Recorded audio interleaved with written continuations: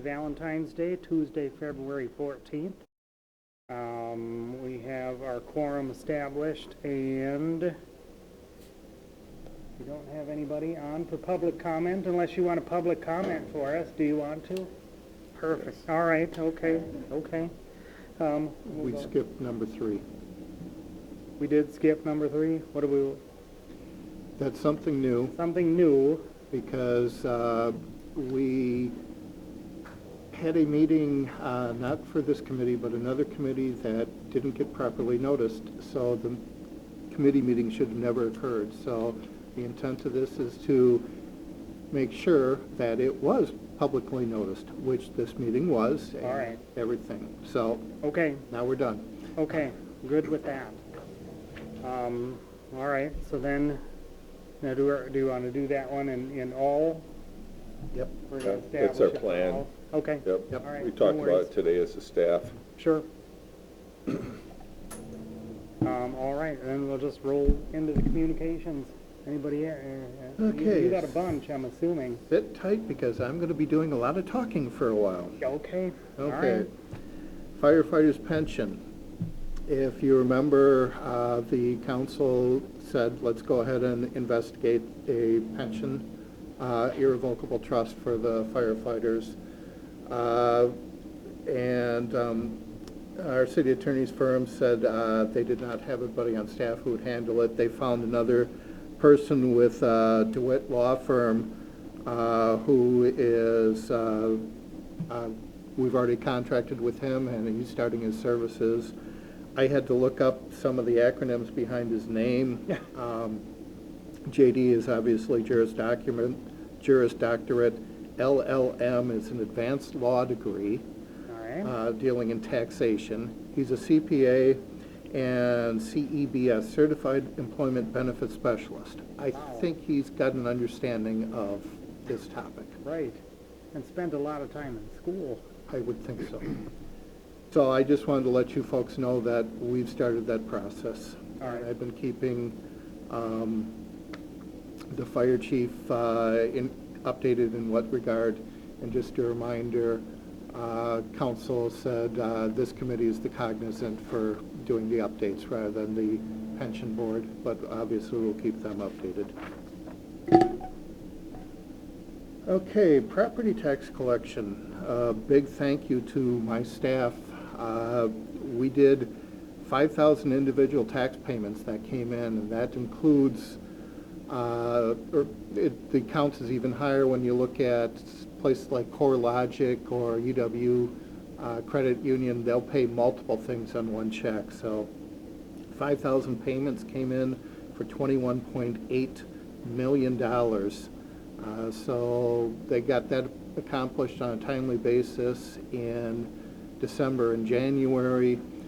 They did about 99.9% of the data entry. I did a little bit, but it was all up to them. So did a great job. Our settlement occurs on the 20th approximately of this month, and then we're back to our normal cash instead of being cash flush at this time of the year. Update regarding accrued payroll activity. I found a whoops that we've been doing wrong for years. I've got the memo in there that I gave to the departments, but basically what was happening is at the beginning of the year, January, we said, oh, that needs to be done on an accrual basis, and so we took the first payroll and put it back to the last year. So, but then in the rest of the months, we did it on a cash basis, which means January has only had one payroll reporting. So at like 6 months, we've only got 5.5 months. So what happened is December catches up has 3 payrolls essentially.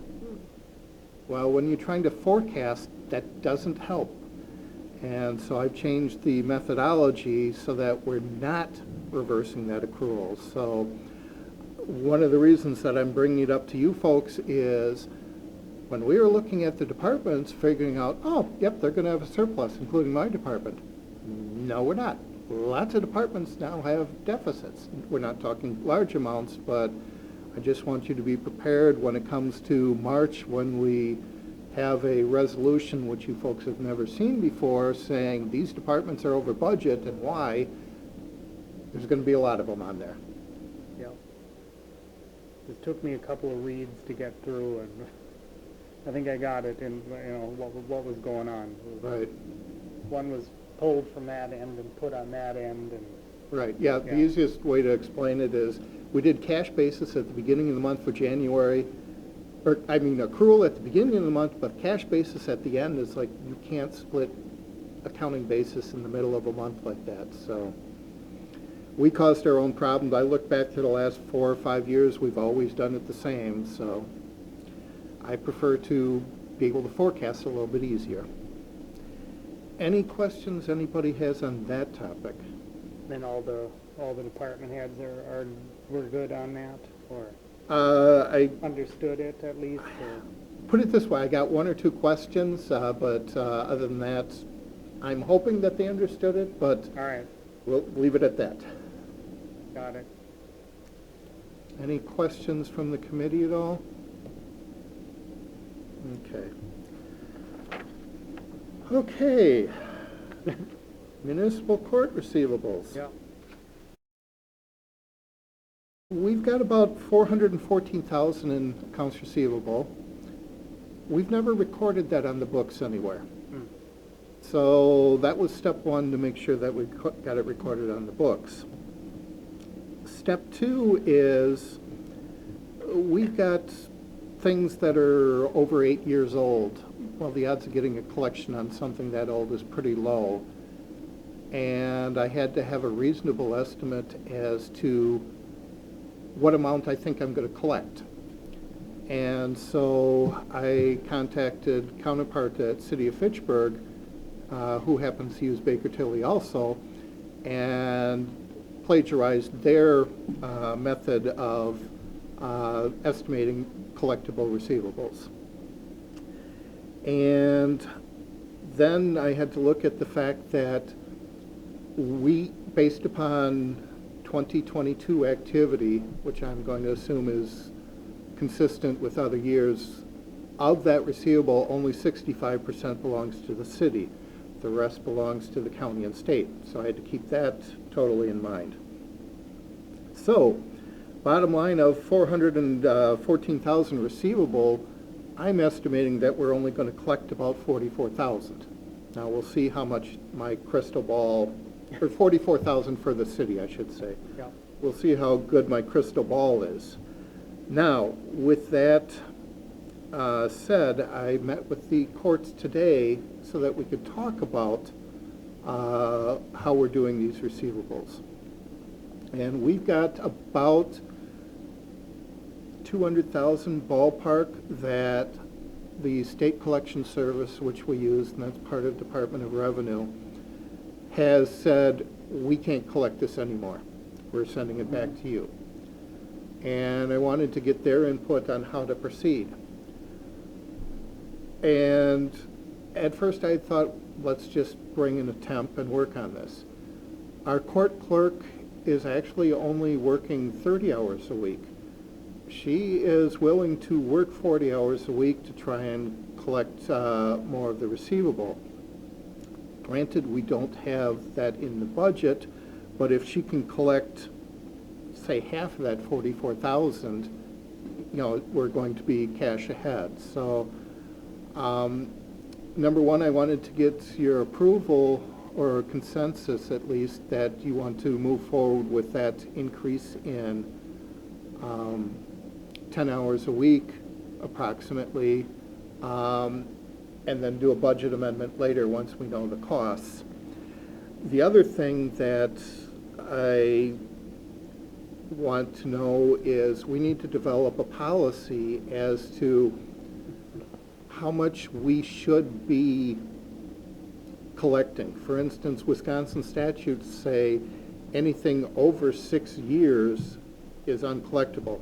So, do we want to write those off? Or do we want to look to see if they've made a payment plan, that 6-year window doesn't start again? Okay. The Courts wants to continue working with SDC, which I agree is a great revenue source. They've got a lot of availability to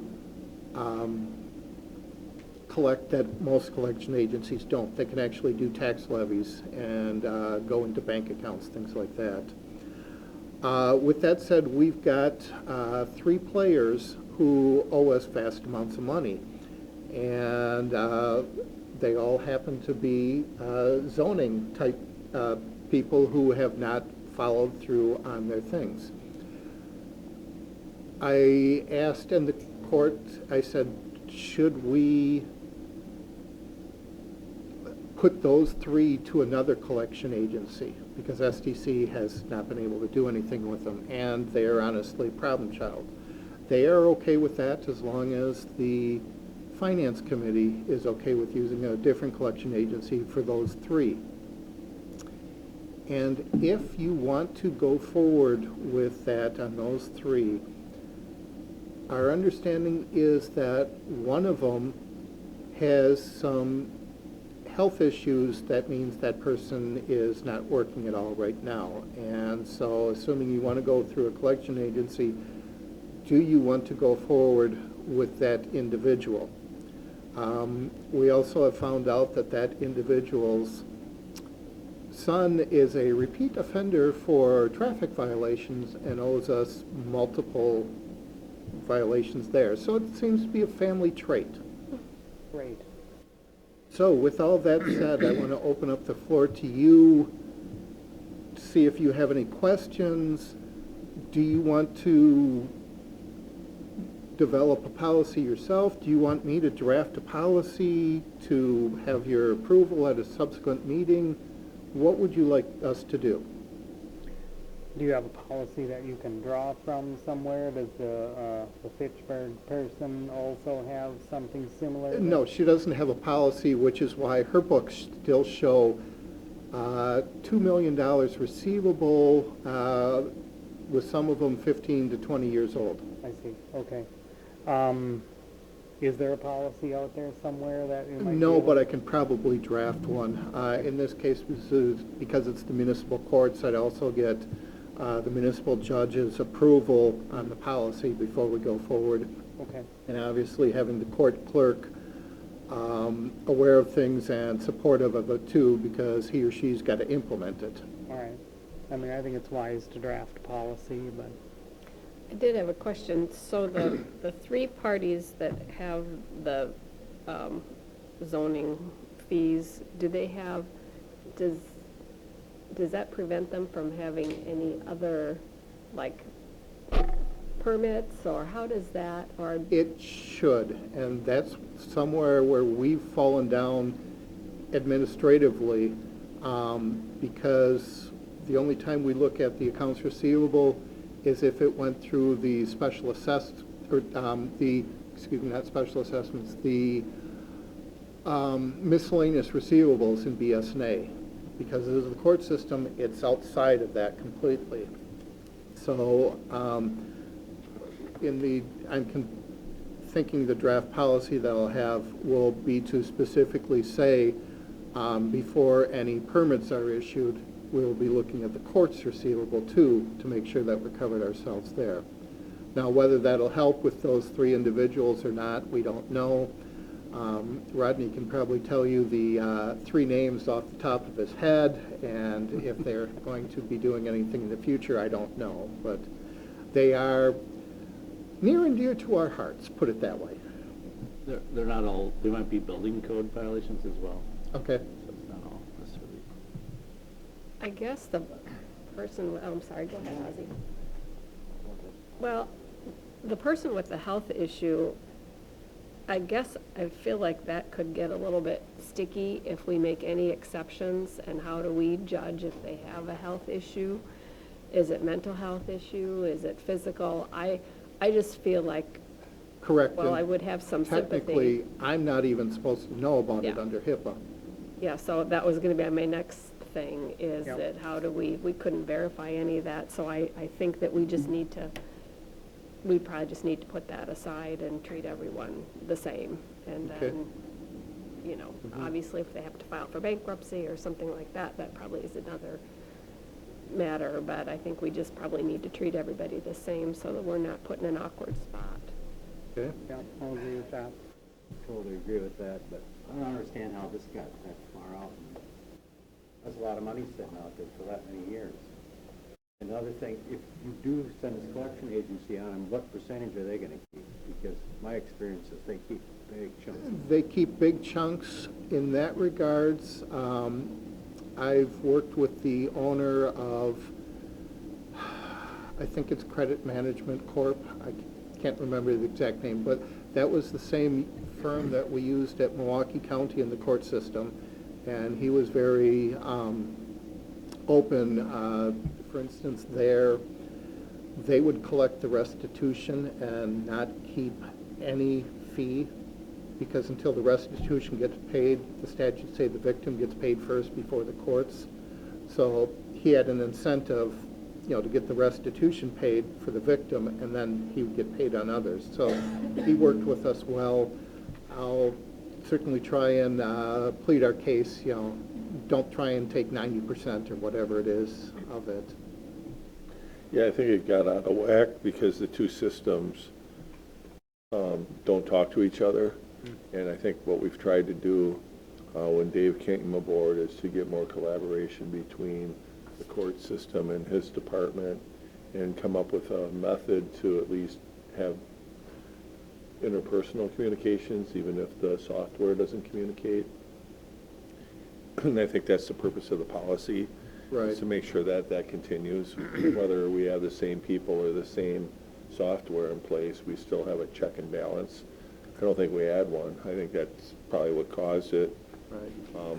And I'm looking at, still trying to mull it through in my mind, but I have to have some sort of internal controls in there, internal audit, whatever you want to call it, just to make sure that what we have out at the collection agency is everything available. We found that problem at Milwaukee County when I started delving into it. There was, I'm going from memory now, but several $1 million that had never been submitted to collection agency.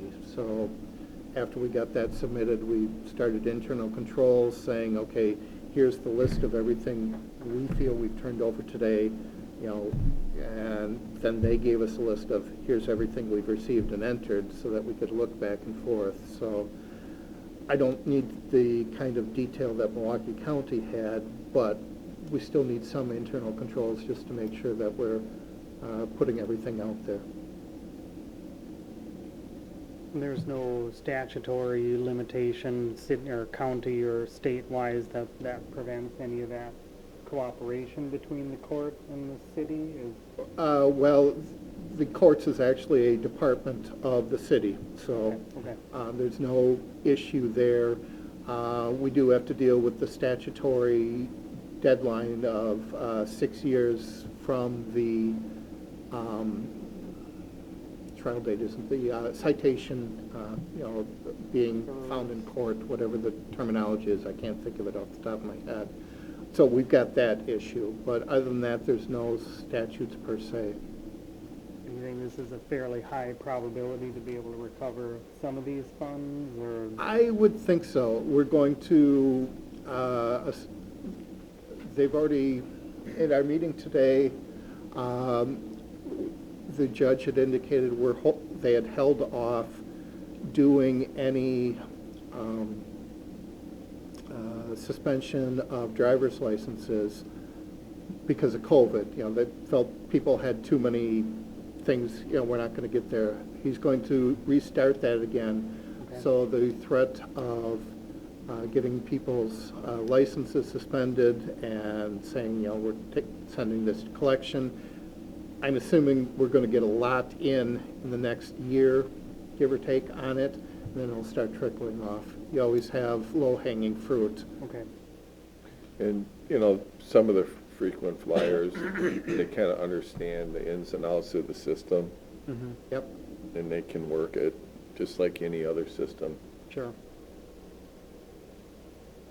I mean, the license will stop them from driving anyway. No, probably not. May not, might just increase their number. Yeah, yours, yes, you're correct. Every day you see in the paper that. Right, 14th offense or whatever. Any other questions or directions that you'd like on the And we're draft policy? good. I didn't hear anything to the contrary for having the city clerk with the 10 hours. Nobody addressed that one. For how long would you? Right, yeah. It's gonna be a permanent thing, or? No, not a permanent thing, because then I'd have to find the money in the budget for next year. Yeah.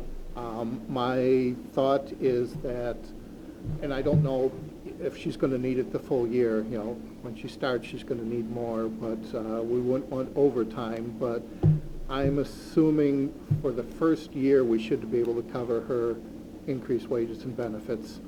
And then, you know, 6 months from now, when we're working on the budget, we can see where we're at and, you know, has she collected a lot of it, you know, where's the balances, that sort of thing.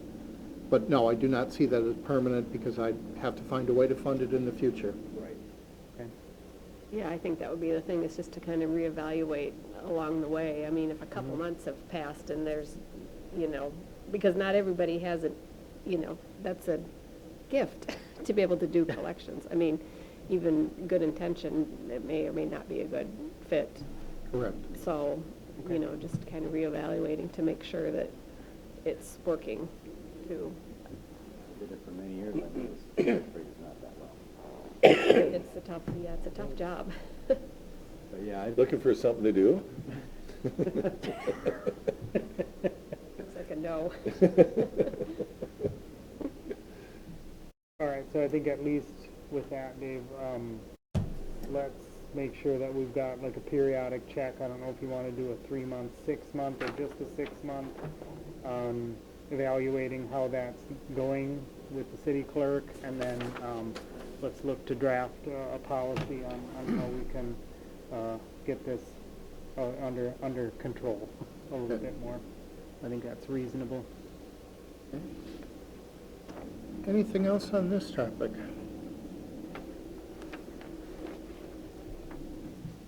Okay. All right.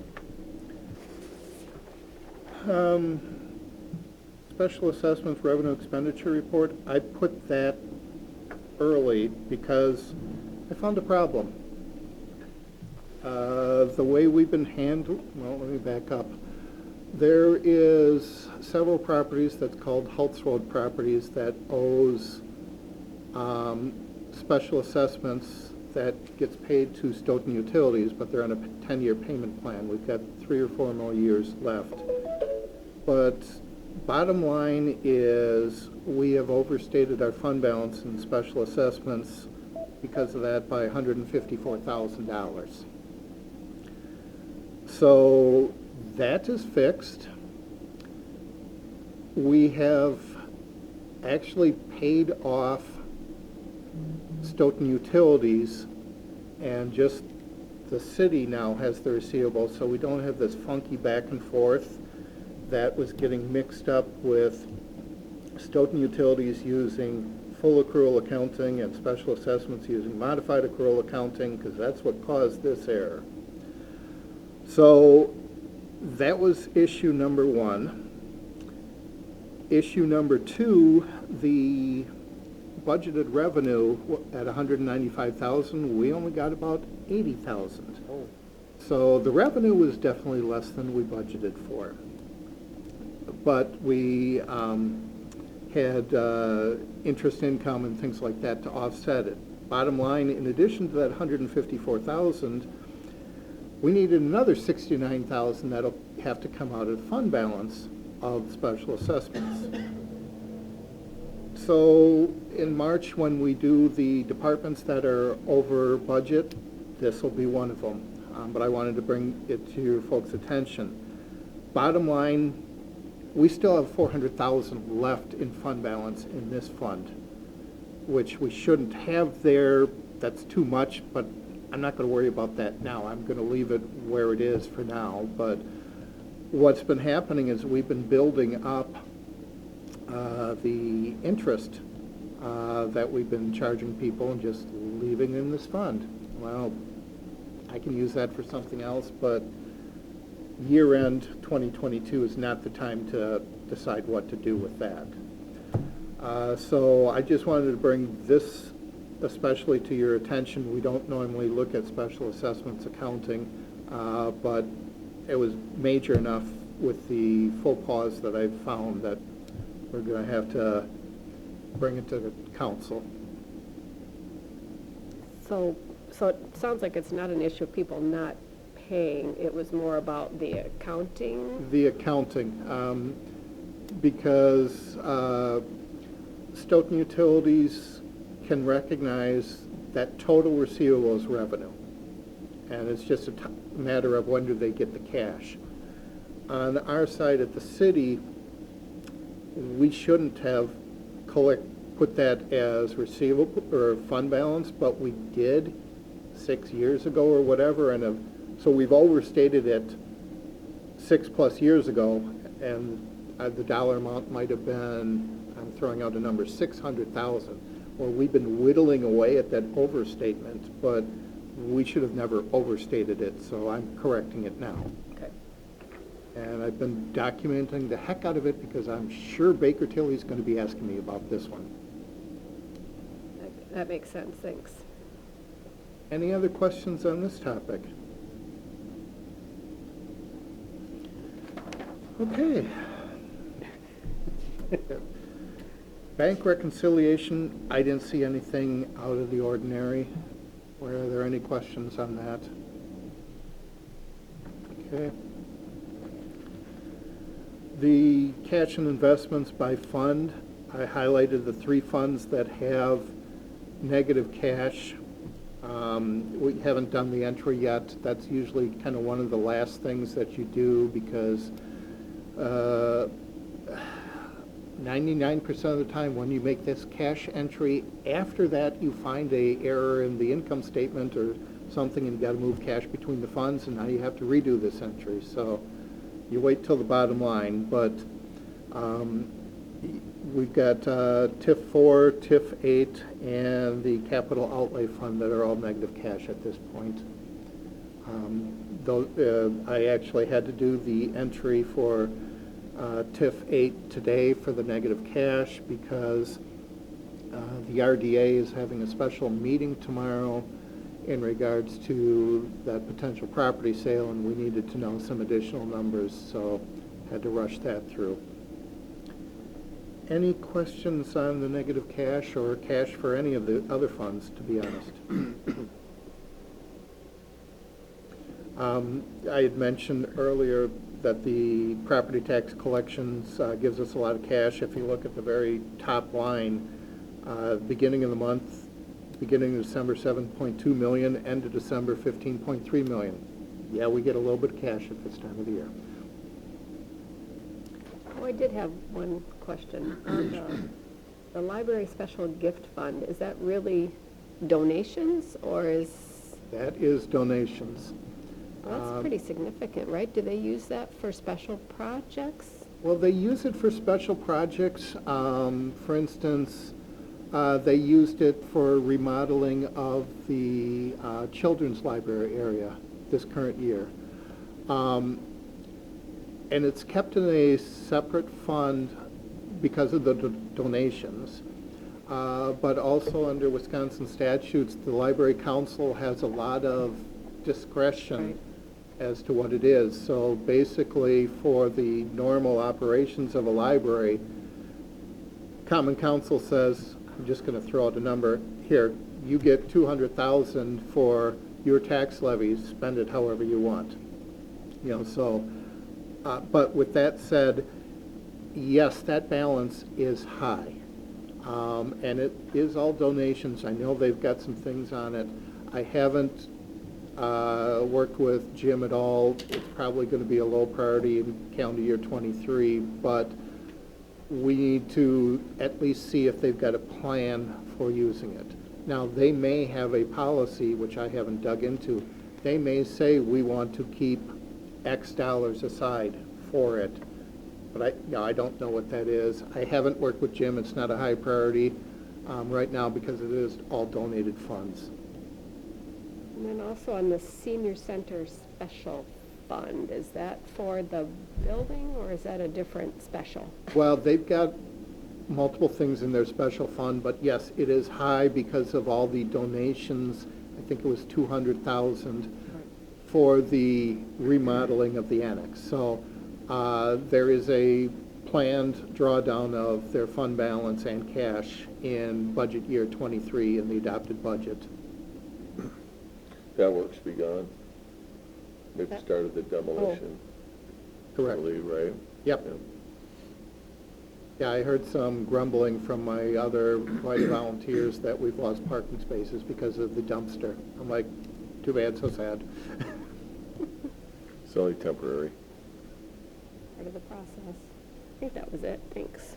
Yeah, With that library fund, can they invest that money and make interest on it? Well, we've got what we call WISC investments. I forget what the acronym stands for, but it's through PMA, Prudent Man Advisor Investments. So we've got our regular checking at U.S. Bank, and we try and keep the longer-term things in the WISC investments, which is paying a little bit higher than the LGIP, local government insurance pool, investment pool, excuse me. So yes, it is earning interest. You know, we're not getting 4 to 5%. Right. And that's one of the things that, you know, for instance, when I'd be talking with Jim, if they are looking to keep long-term, and I'm just going to throw out a number, let's just say they want 100,000 minimum at all times, give them flexibility, then that 100,000 should probably go in a longer-term investment. And that's something I started doing for the firefighters' pension fund, although I haven't done a lot of it because if we develop a trust, I need to put the money into that. But yes, we try and have more investment earnings. If you look at the general ledger, investment earnings, and we'll get to it eventually when we have general revenues here, you can see how much more we had than we budgeted, just because interest rates are going up. Any other questions? I thought all the surplus in the senior center fund was from that calendar sale. No, because the calendars didn't come out until '23. All right, well, then next year, we're gonna see, you know, $1 million. Yes. Okay. He's in it. Dave's in the calendar.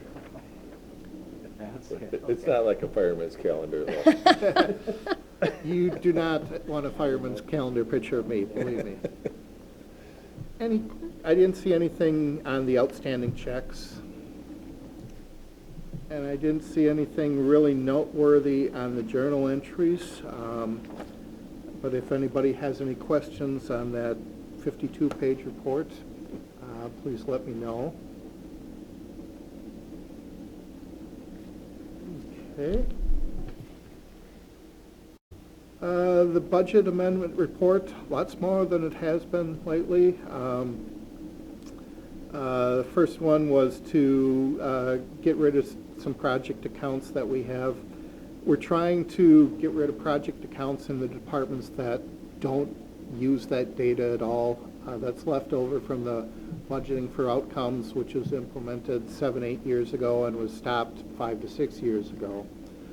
So, for instance, the library doesn't use it, so we're getting rid of their project accounts, that sort of thing. The budget amendment for the Pat Frisch payout, I had gone over that at the last meeting where we needed that transfer. And the landmarks grant activity, that was something that was either approved already by Common Council or will be approved tonight. And I don't think it was on the agenda for tonight, so it's already been approved by Council. Any questions on the budget amendments? Okay. Receipt register, I didn't see anything that I wanted to highlight. Is there any questions that anybody has? Fascinating to page through, but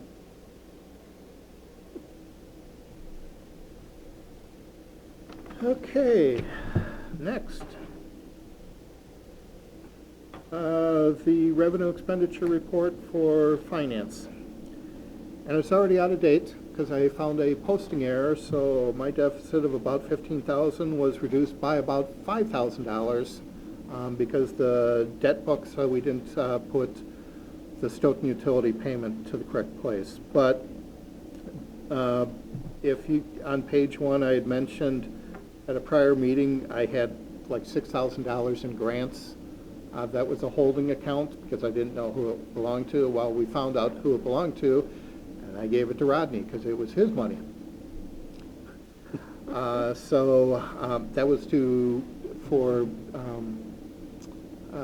payment from the state in regards to wind damage or something like that.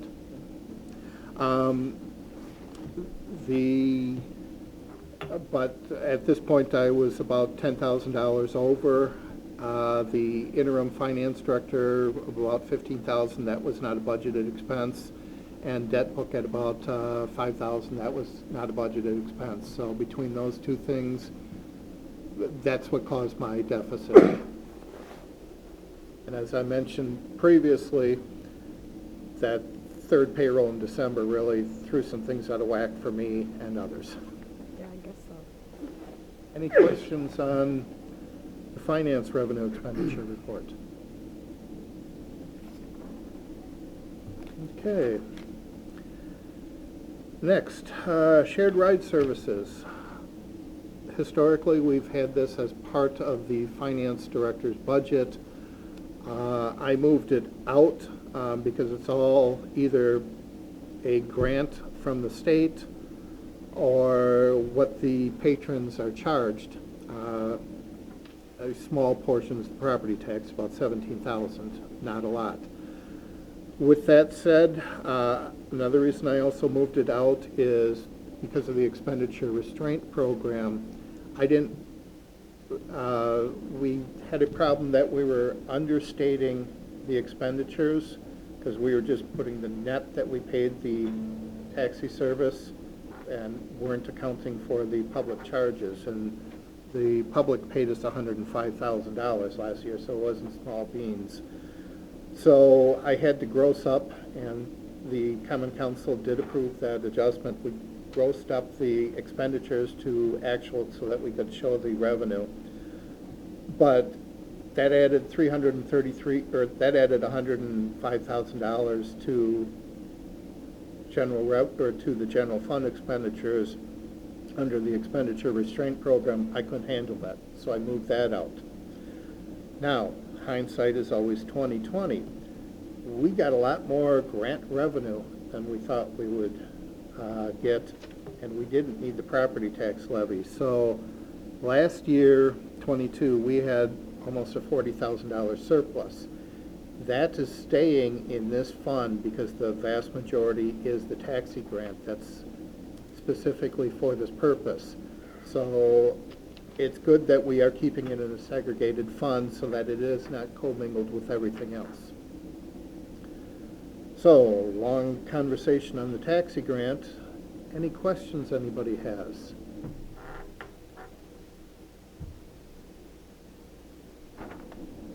Okay. General revenues. This report's already outdated. The workers' comp dividend, we got the payment in last week while I was at a meeting. So that's about, I'm going from memory, $32,000 in revenue, additional revenue. But general revenues, which is new, we haven't seen it before, but every employer I've worked at always had this account out there. That's for the revenue that's not specific to any department. Interest income goes in there, all the state shared revenue, that sort of thing. So we put that there so we don't make a department look good. For instance, if you put the special revenue in my department, or shared revenue, I'd have a surplus every year, but that doesn't work that way.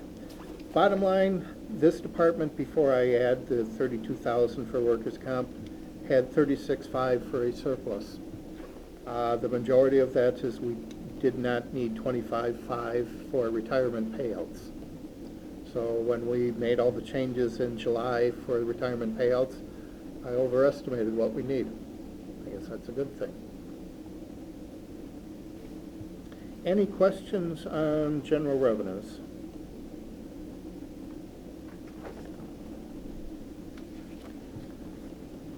Redevelopment Authority.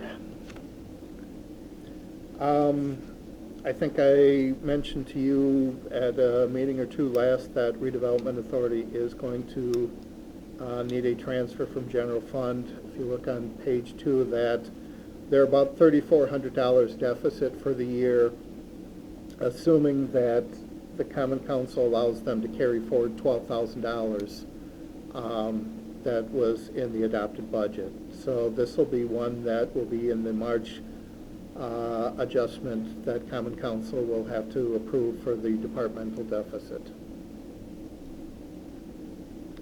And I've been keeping the RDA updated so that they're aware of where things are at. Any questions on the RDA? Would that show that as a $15,000 entry, or would the two things be kept separate, the 12,000 and the 3,000 separate? Well, what we need to do is in the 22 budget,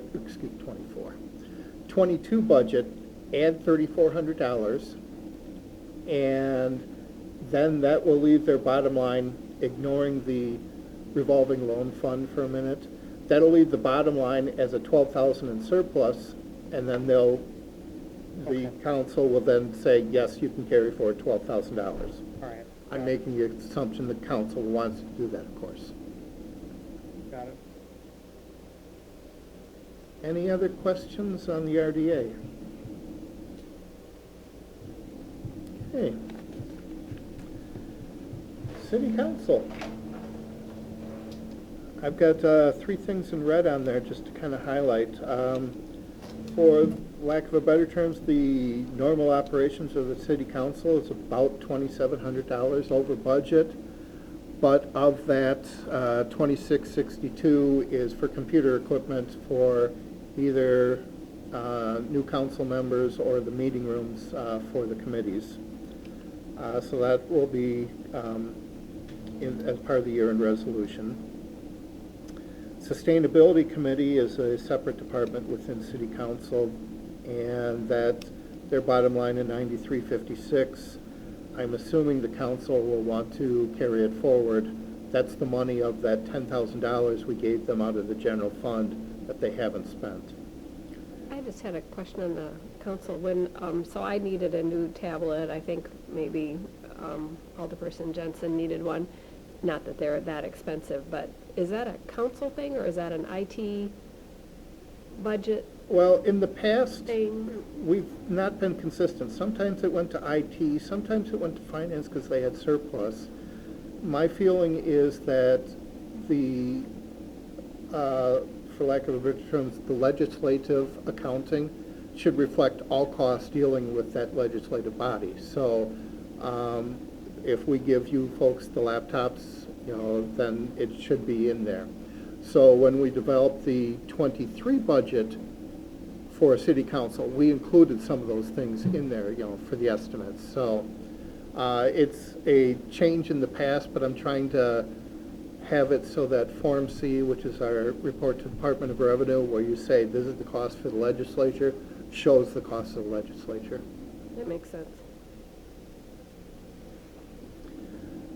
And then Arts Council, that used to be a separate fund where we're for only like $6,000. Not a lot of things, but it is donations or designated revenue from sales or whatever. So that we're treating as a restricted carry forward for the 6981 will be a required carry forward as part of the year-end resolution, so that the Arts Council has money in next year's budget.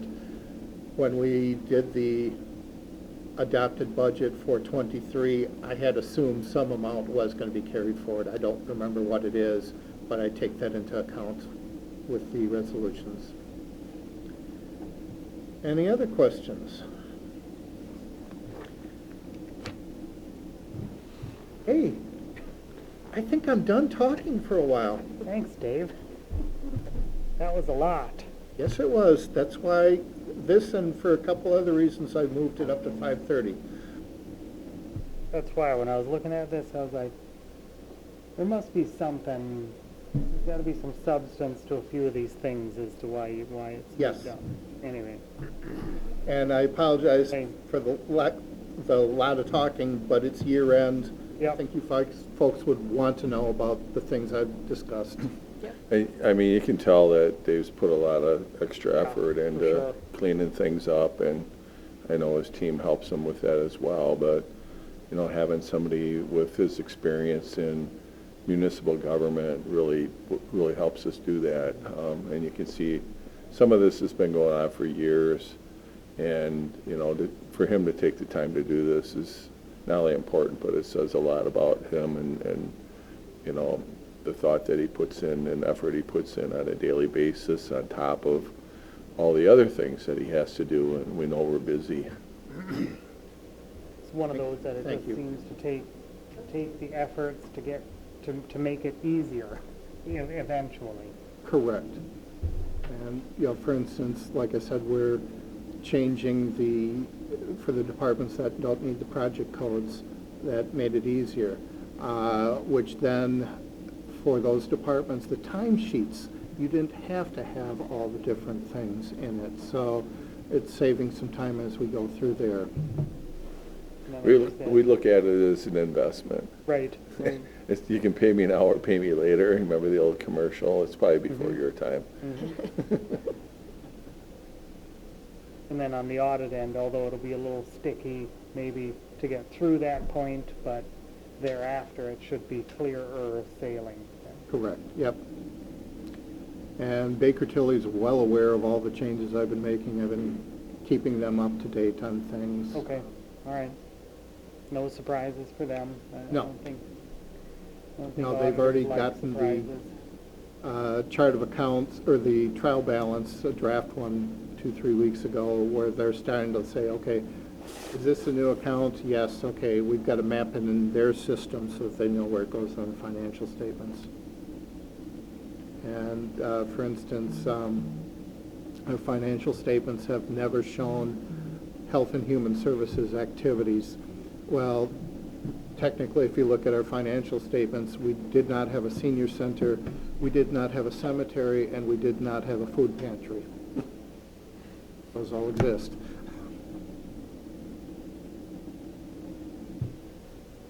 All right, well, like I say, it gives us a much deeper understanding of how all the three shell Monte works.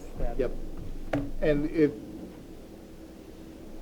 helps me because I've seen the end product. You folks are seeing it now for the first time. So, you know, for you elected officials, department heads, sometimes it's like, okay, Dave, we trust you. We don't see it, but once you get through a year, you're like, okay, now it's starting to make sense. Right, this is better.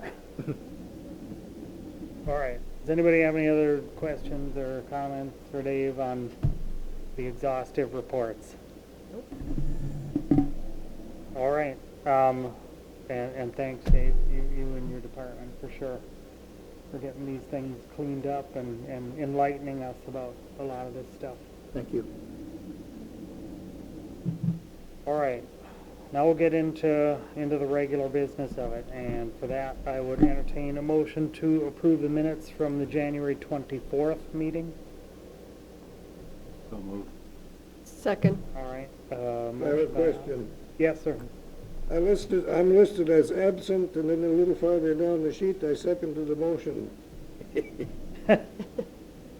Where did you second the motion? Oh, 7, item 7. Were you here, or were you I absent? think I was here. It's here in spirit. I can't remember. Well, if you look at the top, you were listed as present and absent. Oh, you're right. huh? And considering I've got motion passed 7-0, we need to amend the minutes to show members absent none. Are you magic, Dave? That you Hey, can- I'm great. It's sort of that Schrodinger sort of thing. You're both here and there. There, yeah. Virtual. Okay.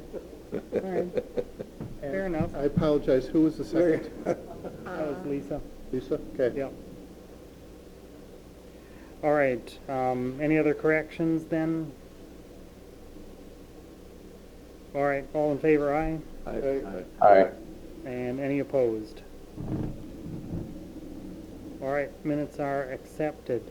First bit up is a resolution to approve cost reimbursement agreement for Stoughton Trailers 51 development.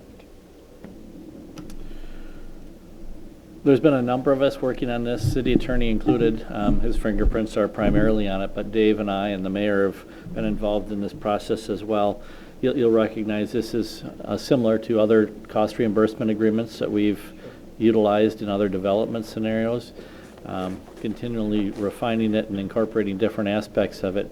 One of the newer aspects to this agreement is ultimately the attachment related to the Stoughton Utilities reimbursement portion.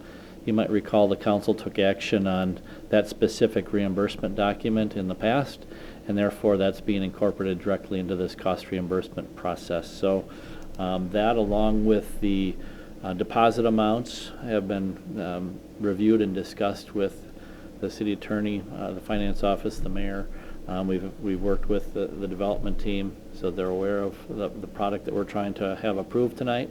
I think we're all on the same page for tonight's document to move forward with recommending this for approval, and it also is on the council agenda as well. As you all know, we're in the throes of trying to work through this with them in a fairly aggressive schedule, so time is of the essence to move forward with this. If there are any legal type questions, Matt Dregney will be here at the council meeting to help address those. If there's any other specifics you have, I could certainly try to answer them as well. Can't hear you, Greg. Fiscal impact, net zero impact, but dollar amount to be undetermined. Just comment on that. I can't. Well, I actually On the put resolution. that wording in. Oh,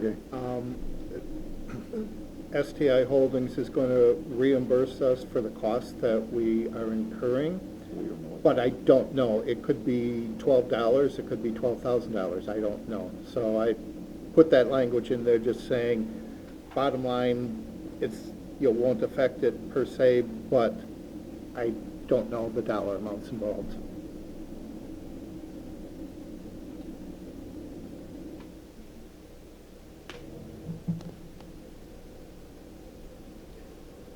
All right, does anybody have any other questions about that? Rodney, does this, is it, I remember we were talking about like odd insurances and things like that. Does that come up in the developer's agreement? Not at this stage, right? Good question. It's not part of this process, or it'll be a subsequent one. Usually that's taken as part of either an actual development agreement or agreement to undertake development. We've phrased them differently, but Right. that's a good question for later, for a different Okay. document. Okay.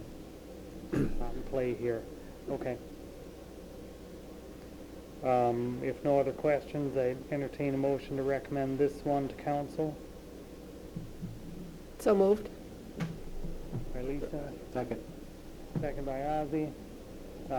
Anybody have any other questions, comments about? All right, all in favor, aye? Aye. And are any opposed? All right, we'll recommend that one to council later tonight. Next bit up is the resolution to approve financial agreement with Department of Transportation on the 4th Street to Milwaukee, or 4th Street, Milwaukee to Isham. Yeah, thank you.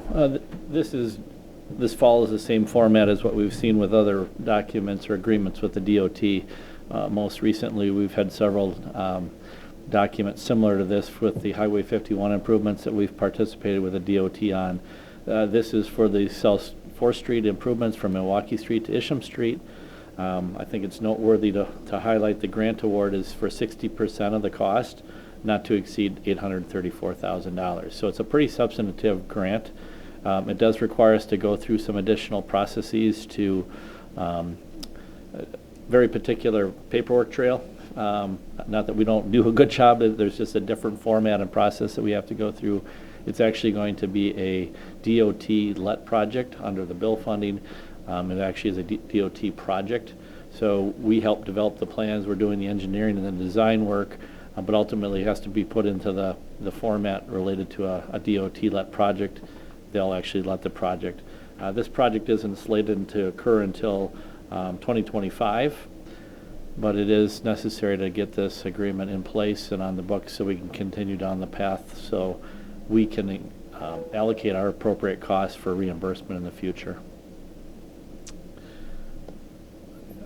If there's any other questions, I can talk about the plans itself slightly in general terms.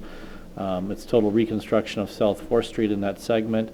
The intent is to create a 10-foot wide shared use path on the west side of the street that would remove the existing sidewalk on the west side of the street and create, you might recognize there's a lot of terrain there.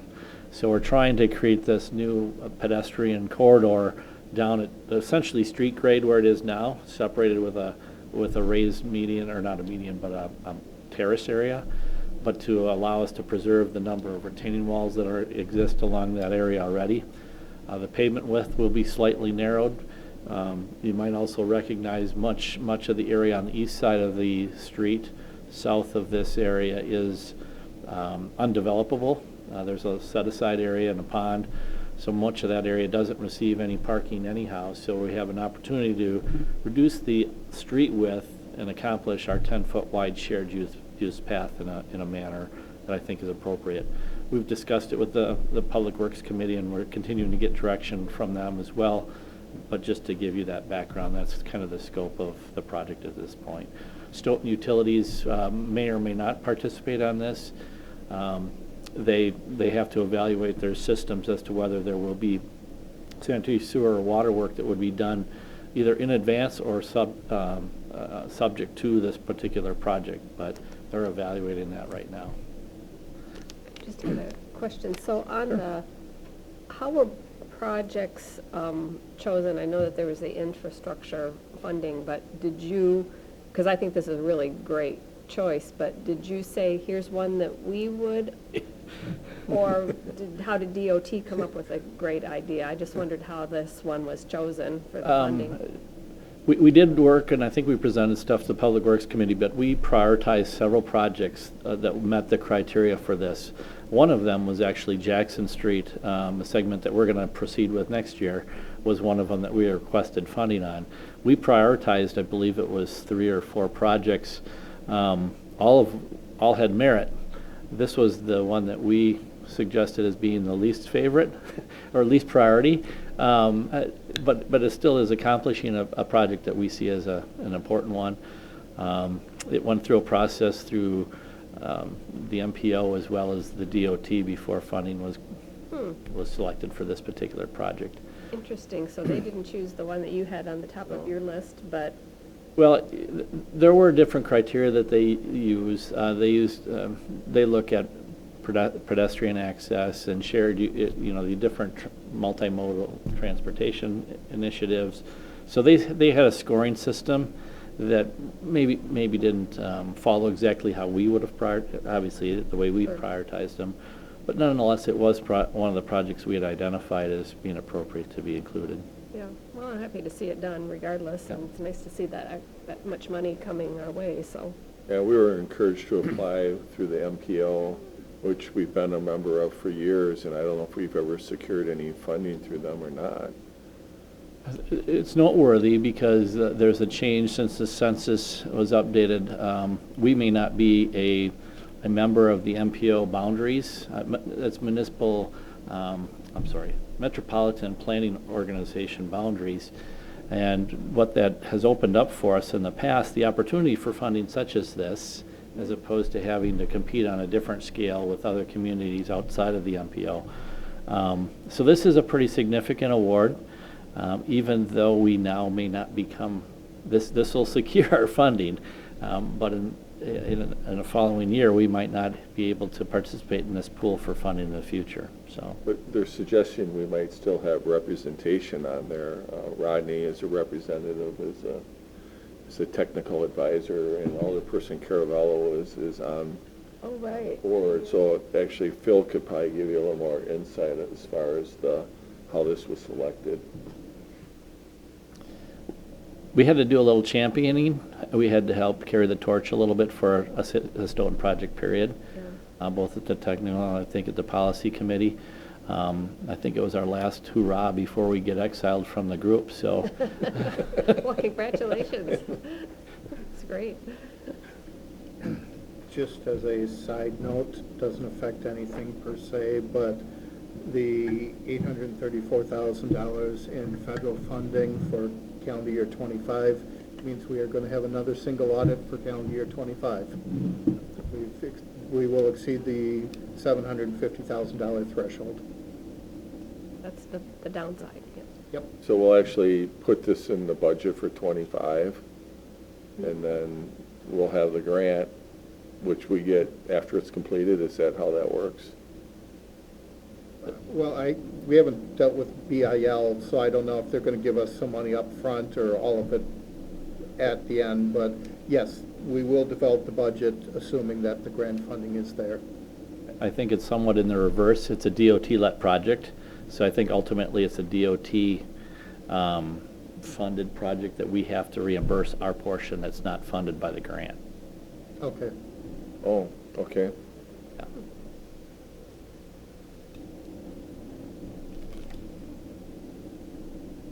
All right, any other questions on this one? It'll be good to have the 10-foot path on there, because I know, like around the fair time, that gets to be a little squishy walking with a lot of people in that area, Yeah. so. Yeah, that'll there's help 'em. a lot of development that's going to occur between Yeah. Isham and Magnolia Springs. Right. Oh, that reminds, will this, if they do this in '25, is this gonna impact that,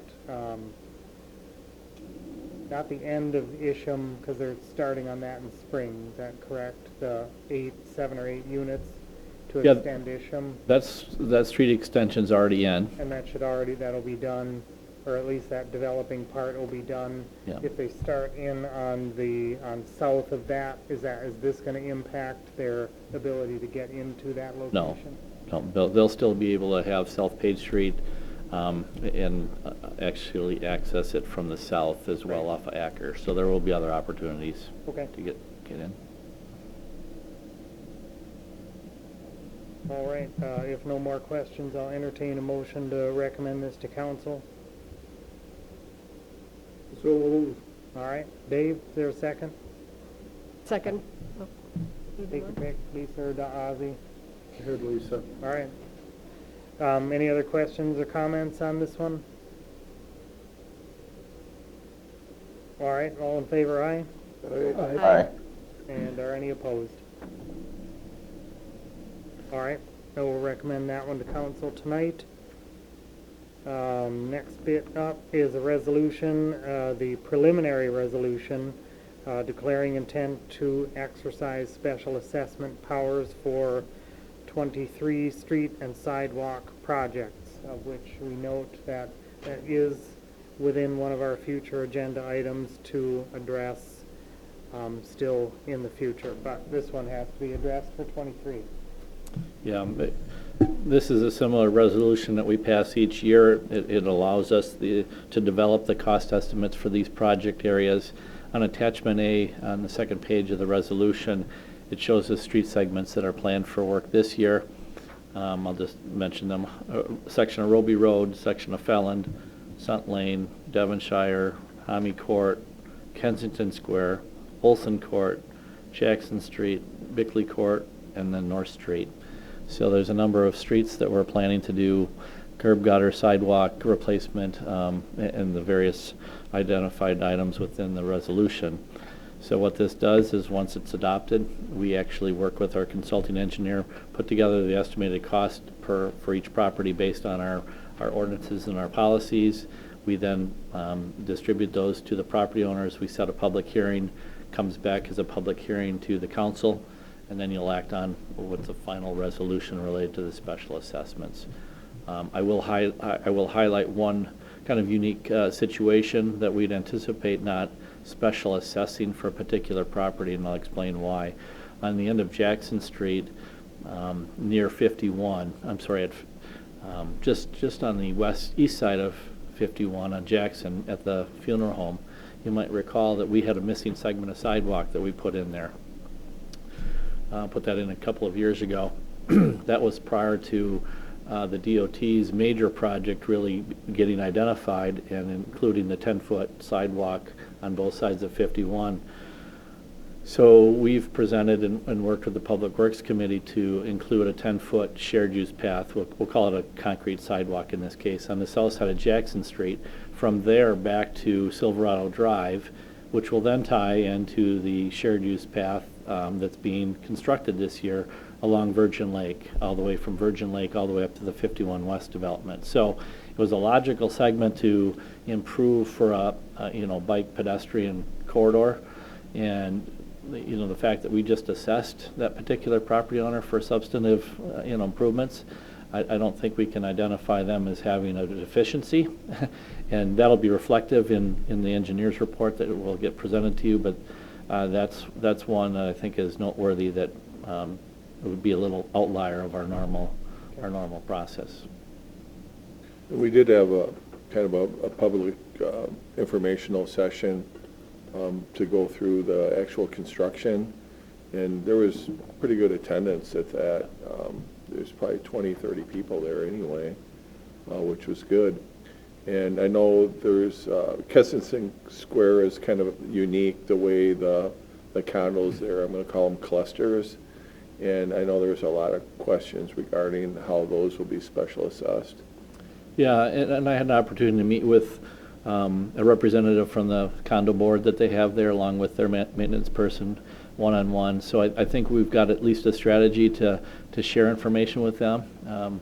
We'll see where that goes. I should highlight, in this bidding process, there's a couple of areas that we're actually going to be bidding them as bid alternates in case funding doesn't, in case we exceed the funding that we have available to us, unless Dave does miracles. But so Olson Court and Kensington Square are two areas that we're likely going to bid as alternates that we could add if the funding and the bids come in attractive. But that they will still have a preliminary assessment provided to them with the anticipation of proceeding with those projects this year. So these bid packages are ready to go out? We've got one on the street right now. The next one I think hits the street next week, and the third one will be probably the following week, so very soon. Pretty good time of the year to get them out. Yeah, a lot of work. There's about 2.5 miles worth of street work being done this year.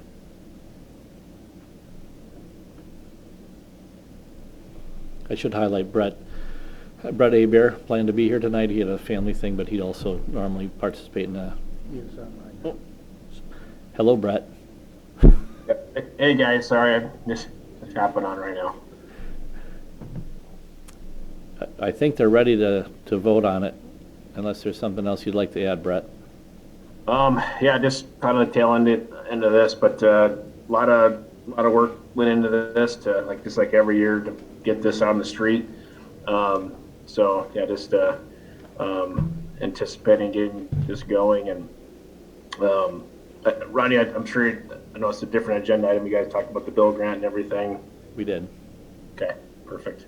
Yeah, I got nothing more to add. I don't want to jump in midstream here either and upset the apple cart. We've got good momentum right now. Good, I'll mute myself.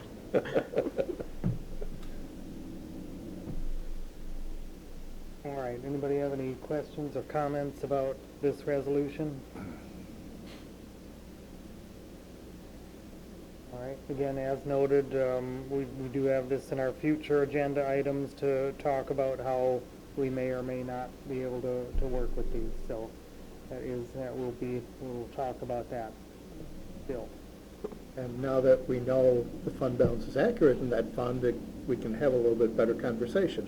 Sure, okay. If there are no other questions, I would entertain a motion to approve or recommend this to council.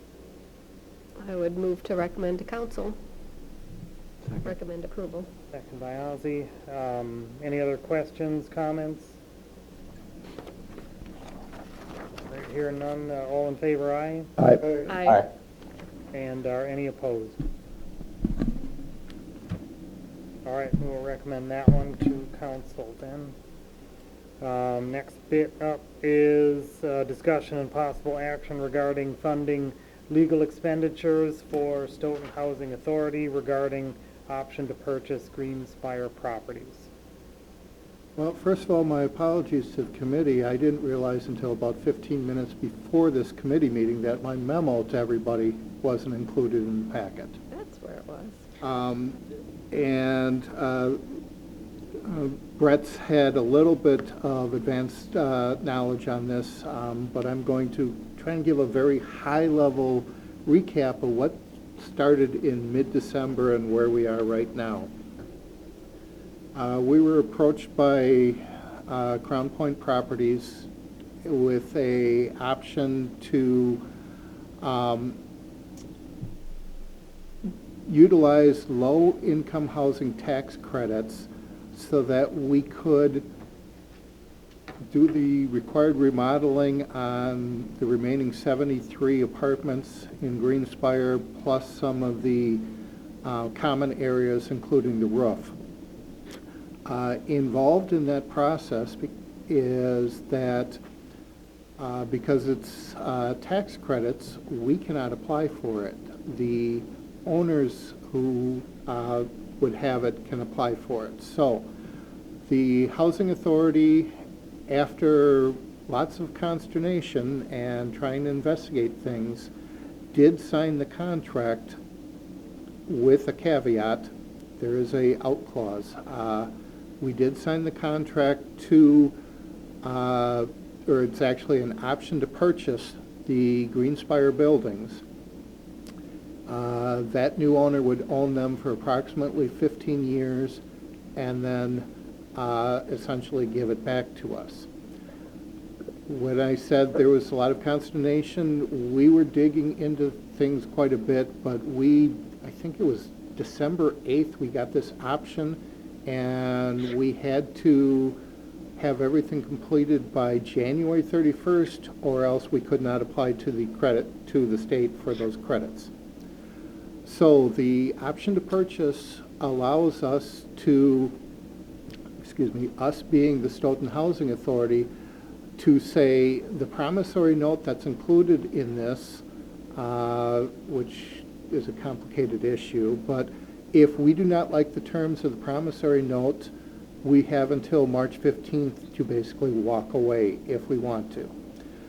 So working with Matt Dregney and Rick Manthe, they realized at one point that they did not have enough understanding of this issue.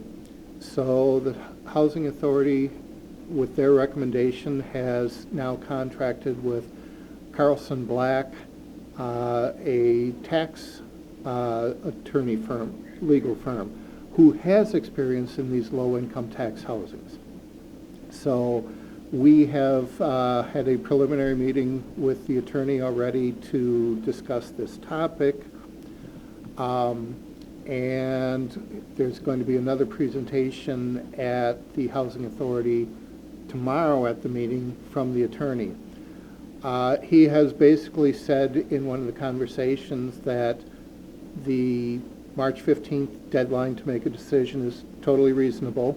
He doesn't see us having any problem having all the knowledge we need before that. And he also had said the answers that had been provided in the past from the developers, Crown Point Properties, were accurate. He just wished that they had provided us more information so that we had a better understanding of the topic. So with all that said, we are proceeding forward, but the question is how to pay for the legal fees. And I wish I had that memo in front of me, but this would give us approximately $7 million for repairs of the buildings. So we're talking some material dollars, so we want to do our due diligence, of course. Housing Authority does not have the money to pay for the legal fees. So right now, I do not know what those legal fees are yet. We know the hourly rate, but we don't know how many hours are going to be involved. And the memo listed various options, which I apologize, I will get that memo out. We'll put it on the agenda for the next meeting because we don't have to make a decision tonight. But it's giving several options. Where do you want the monies to come from? My recommendation is that we keep everything in the affordable, well, let me back up then. The Affordable Housing Fund received a little bit over $500,000 from TID 4 when it closed out. And that resolution from the Common Council had three things in it. One, it would be used for needed repairs at the property, and so we used $250,000 in the 22 budget. That paid $250,000, and then Housing Authority needed about $12,000 to $15,000 more than that to pay the vendor, but they had a way to do that. The second thing that was involved in the resolution giving the money to the Affordable Housing Fund is related to the lead line project. Because at the time, we still had all those lead service lines and ARPA funds had not come out. Well, with ARPA funds, the council said we're going to give $110,000 for that. So that thing is done. So then the third thing that was in that proposal was for some sort of buyer's program so that they could get down payment assistance on things. So we've got approximately $250,000 that's been sitting there earning interest for a year. Right now, I have put the legal expenditures that we had for Matt Dragney's firm, which was just for the last week in December, but I put that against the Affordable Housing Fund.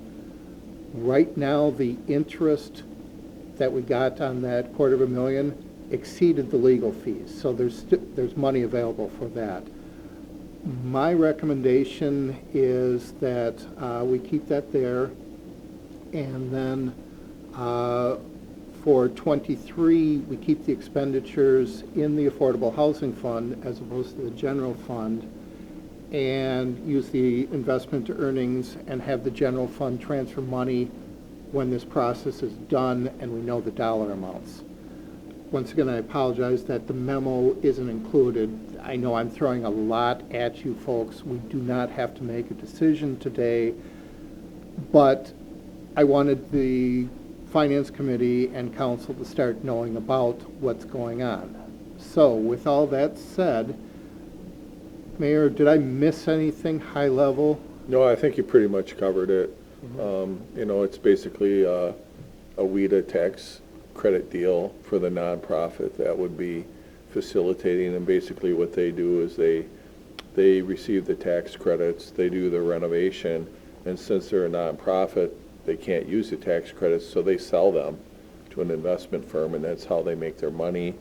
The value of the property goes up, and that's where the investment firm makes their money, and we get renovated, apartments, and we don't really have any other path of doing this. We started a conversation several years ago with a different firm that does a similar project, and then we had a conversation actually with Dane County to see whether or not they wanted to enter into a partnership. There was a change in a position at Dane County, so that conversation fell through. And then this group here surfaced a few years ago and had been working on it quietly behind the scenes, and then when they got to the point this year, they felt that the likelihood of them securing the tax credit from WIDA was pretty high, so they invested a lot of time and money, and then the deadlines from WIDA moved, and it caused a time crunch, which put a lot of stress on Dave and the members of the Housing Authority and Matt as well to get an agreement that we felt comfortable with, but we eventually got there. And, we're still doing our due diligence, and once we work through that with this other firm, you'll hear more about it. Yeah, I mean, I think it makes sense to see the memo if we're not in a big crunch, but before you even mentioned it, I was gonna suggest the Affordable Housing Fund, because it looks like as at the end of December, at that point, it was like 265, and you said, something close to that, so that just seems to, I mean, it seems to be an appropriate use. It is. That's what I thought. And Money, it's so. not budgeted per se, we'll do a budget amendment for it, but it seemed reasonable that we leave it there. And honestly, the city attorney's budget in the general fund is over budget too, so, yeah. Yeah, and we hope to implement, the rest of that affordable housing plan, but we really need to get this deal locked down first, and then we'll see what's left over. Right. So we can help with the down payment assistance plan. So we're working with a couple individuals to get more information on how that might work as well. So, but at this point, we're focused on getting this project done, because some of these units were built in the 80s and 90s. The standards were different then, especially for ADA accessories. So it's really important for the residents that live there that we can do those improvements. I'm also happy that the down payment assistance thing, because that seemed to like fall off the radar a little bit, but I'm glad that that's still intact, and we can maybe get, when we're in a little bit more secure position, that we can work with that. But this whole deal with this company, it's really convoluted, and Yes, it is. it took several readings through of a lot of emails, and it sort of still doesn't make sense, but It's getting there Yeah. where it's making sense, but it's convoluted. There's no doubt about it. all right. Well, I mean, that's probably good to have the experienced attorney that's going to deal with that one. So that'll help, I think. So as long as we don't have to make any decision about it. Does anybody have any questions on this? Plenty of room for questions on this, but if we don't have to, then we'll just wait for that meeting and the memo and all the Right. other things. And I'll get that memo out to the committee members tomorrow or Thursday. Great. I've got too many things going on tomorrow, so that you have it ahead of time. But the intent is that we will be, probably the March 14th meeting will have to do it, because by then the Housing Authority has to make a decision whether they want to move forward. Returning to your point a minute ago about the down payment assistance thing, one of the vendors asked, what we would want, and I gave them a laundry list of things that would have to be done by the vendor on it. We had a similar program up at Dodge in regards to housing repairs, the old CDBG grants. So I'm familiar with the topic, having been on the the government side for it, so I knew what I needed that vendor to do. all right. Do we have enough time to squeak in that last item, or should we boot that one into the next? Well, nope, the last item, it's not needed anymore, because Okay. you've kind of given me direction on the policy and everything Oh, yeah, else. So okay, great. I put that on there in case you wanted an actual decision item available on the agenda. So I we do think- not need to do anything with 12?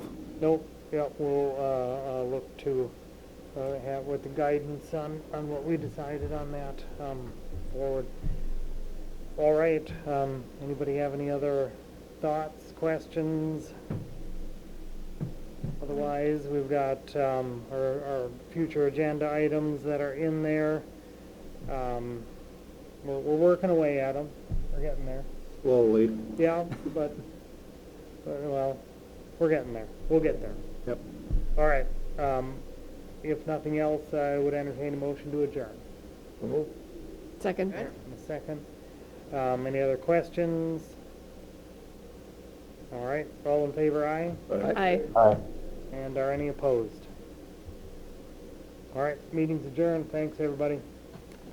Right down to the wire.